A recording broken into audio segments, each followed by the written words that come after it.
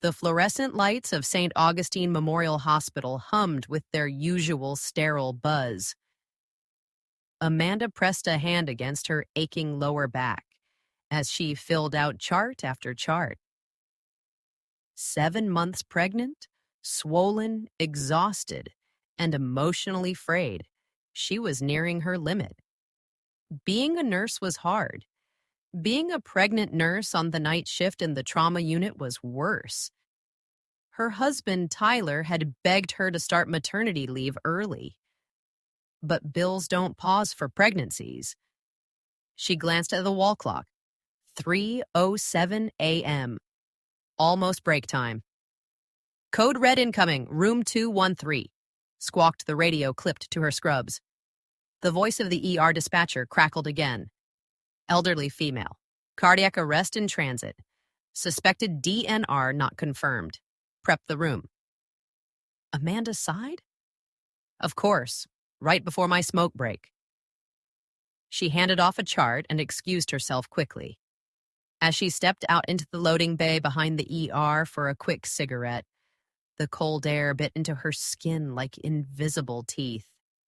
She lit the cigarette with shaking fingers, the only moment she had to herself all shift.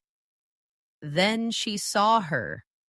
A woman was standing at the far end of the alley, almost hidden in the shadows. Elderly. Skin papery and loose, long gray hair like decaying threads. Her gown flapped in the wind, hospital standard, but soiled, tattered. Eyes like oil slicks, glimmering with strange light. You shouldn't be smoking with twins in your belly, dear. Amanda froze mid-inhale. What? The woman began shuffling closer, her feet dragging.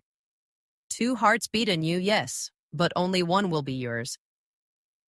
Amanda's hand clenched the cigarette tighter.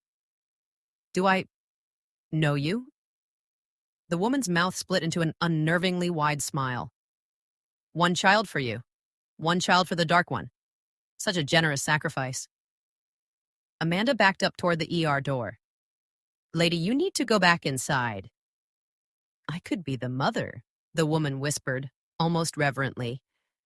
I would love that child like my own. I would teach it to crawl in shadows and sing the old songs.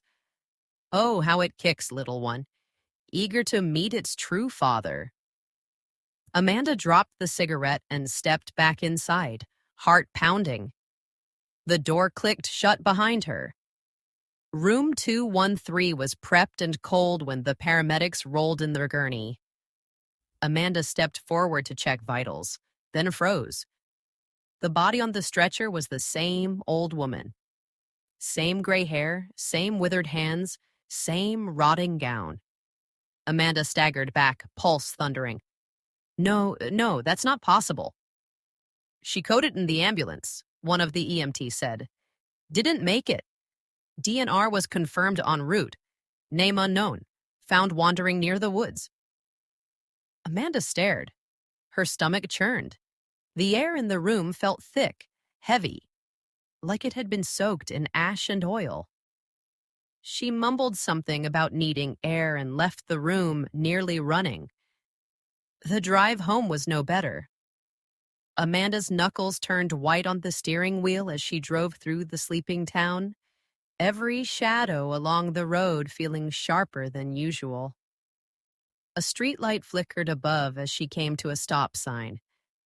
She adjusted her rearview mirror and nearly crashed. The old woman's face was reflected in the back seat, eyes wide and hollow, mouth moving soundlessly.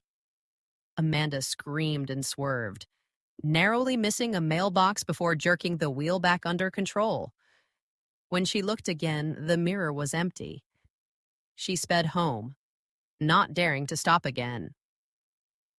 Her golden retriever, Jasper, met her at the door with a happy bark. She collapsed onto the bed, fully clothed. Jasper leapt up beside her, curled against her stomach.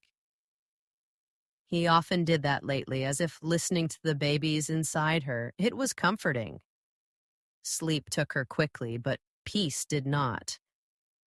Amanda awoke hours later in a sweat, Jasper was growling softly beside her. She opened her eyes to see the old woman crouched on top of her, fingers splayed across Amanda's swollen belly. Her eyes were black pits. Her mouth gaped open unnaturally wide. "Give me your baby!" The voice was no longer human. It echoed through the room like fire and broken glass. Amanda tried to scream, but her throat was paralyzed. The old woman leaned closer, nose almost touching hers, the reek of earth and rot washing over Amanda.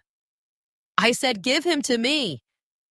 Amanda thrashed violently, and suddenly, she sat up in bed. The room was silent. Jasper was still curled beside her, eyes closed peacefully. Sunlight crept in through the blinds. It was morning. It had all been a dream. Amanda rushed to the kitchen, heart still hammering, where Tyler was making coffee. "Rough night?" he asked. She nodded, still dazed. "You wouldn't believe the dream I had. It felt real, too real. This creepy old lady. She said weird things about the baby, about twins. One for me, one for something else." Tyler raised an eyebrow. "Twins?" "I know. I haven't told anyone. It was in the ultrasound I got last week. The tech said there's a second heartbeat. I was going to wait until today to surprise you." He smiled and wrapped his arms around her. Wow, I'm happy. Just sounds like your mind's playing tricks on you. Stress and pregnancy dreams make a nasty combo." Amanda laughed shakily. "Yeah, just a dream, right?"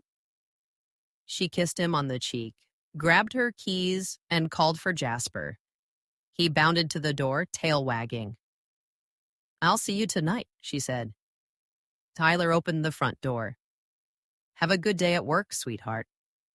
She smiled, turning to go, but paused. Tyler added in a low voice, "Make sure our sacrifice stays healthy." Amanda froze. "What did you say?" He turned toward her slowly, smiling. "I said, make sure the babies stay healthy." But it wasn't just him. Behind him, deep in the hallway shadows, something stirred. Amanda caught a glimpse. Something hunched, whispering into Tyler's ear. It was her, the old woman. Smiling, teeth like shards of glass. Tyler's eyes glimmered, and his voice deepened, unnatural. "Hurry home, dear. We'll be waiting for you." Amanda stepped back, hand trembling on her keys.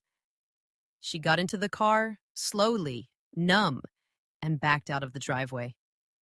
Tyler stood on the porch, smiling wide, never blinking.